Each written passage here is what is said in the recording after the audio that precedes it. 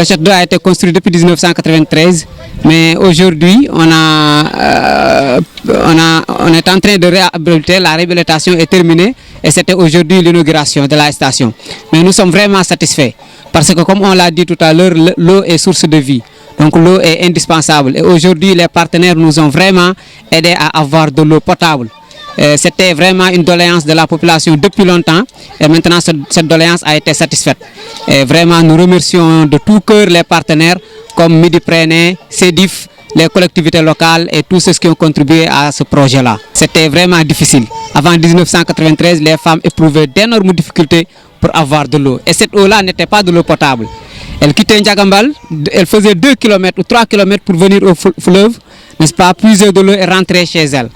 Et c'est cette eau-là qui servait à faire la cuisine, qui servait à la boisson aussi. Et ce n'était pas de l'eau potable. C'était vraiment difficile pour elle. Mais depuis 1994, vraiment ce problème est devenu une histoire, quoi. Nous ne pouvons pas les remercier.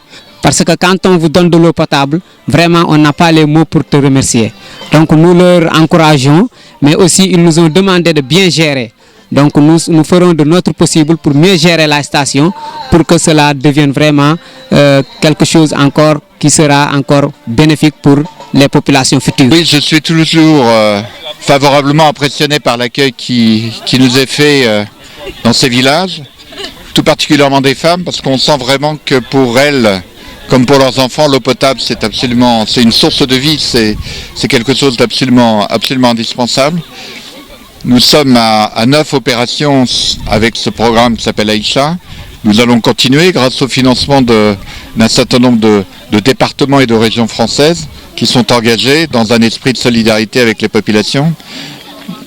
Comme je l'ai dit et comme d'autres l'ont dit, l'eau c'est la vie, on le voit bien ici. Ce qui est important aussi, c'est que les populations prennent en charge la maintenance de leurs équipements.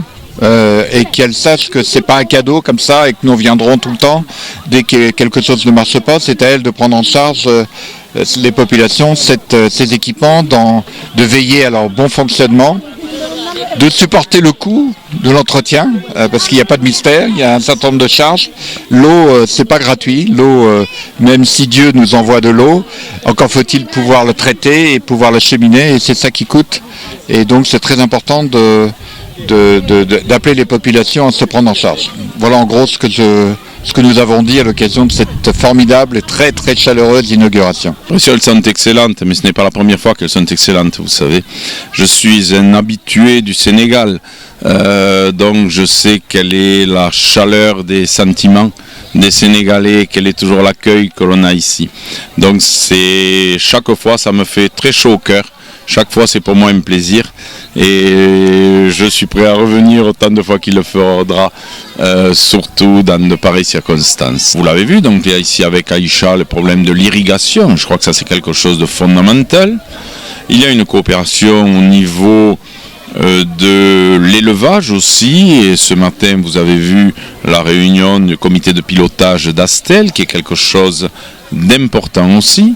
Nous avons une coopération au niveau de l'enseignement et nous aidons une ONG de Midi-Pyrénées qui s'appelle Réponse au Sénégal, qui a créé une école à Louis-Ngogom.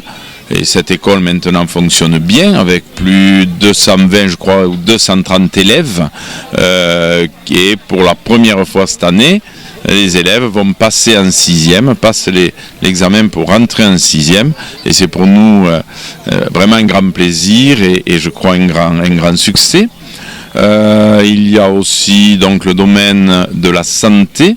Et vous le savez aussi, ce matin, je n'ai pu assister à l'intégralité du comité de pilotage d'Astel, justement parce que j'étais à l'hôpital de Richard Toll et nous avons une coopération très, très sérieuse et très importante avec l'hôpital de Richard Toll. J'ai d'abord été très, très heureux et très satisfait de voir l'évolution qu'il y avait eu, puisque c'est la 4e fois que je viens et chaque fois, j'ai une amélioration assez nette. Et ce que m'a annoncé monsieur le directeur de cet hôpital est vraiment très intéressant. Je crois qu'on va arriver à faire un bel hôpital dans Richard Toll. Donc vous voyez, les sujets sont multiples et cela nous satisfait pleinement. Au nom de l'ARD, je pense qu'aujourd'hui, nous sommes très heureux, nous sommes très comblés par l'accueil que nous a réservé les populations de Ndiagambal. à la suite de la réalisation de la réhabilitation de cette station de potabilisation qui marque encore un pas de plus sur l'effort consenti par les pouvoirs publics locaux pour contribuer à l'atteinte des objectifs fixés par l'État du Sénégal, qui ne sont rien d'autre que permettre à ce que les populations aient accès à de l'eau potable. La région de Saint-Louis, qui est une région d'eau, se caractérise par, en tout cas, ce paradoxe avec des populations qui sont à proximité de l'eau et qui n'arrivent pas à avoir de l'eau potable. Et je pense que c'est une injustice parce que la région de Saint-Louis irrigue, pratiquement alimente plus de 70% de la population sénégalaise en eau.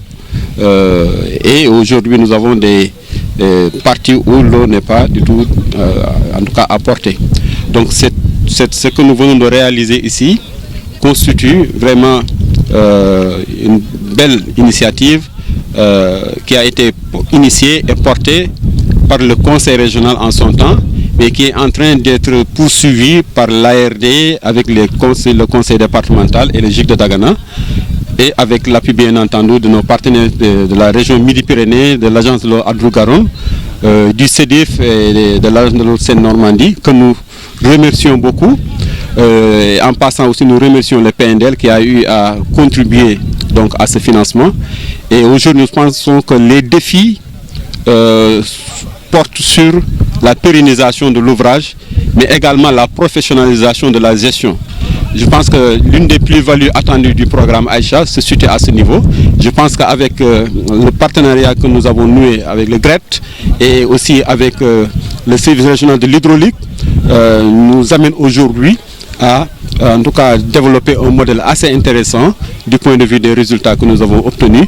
Mais surtout, je pense que les partenaires sont montrés très impressionnés par la qualité en tout cas des réalisations, et je pense que les sentiments qu'ils ont exprimés nous rassurent que de leur part on aura leur soutien pour poursuivre donc ce programme en tout cas stratégique pour la région de Saint-Louis.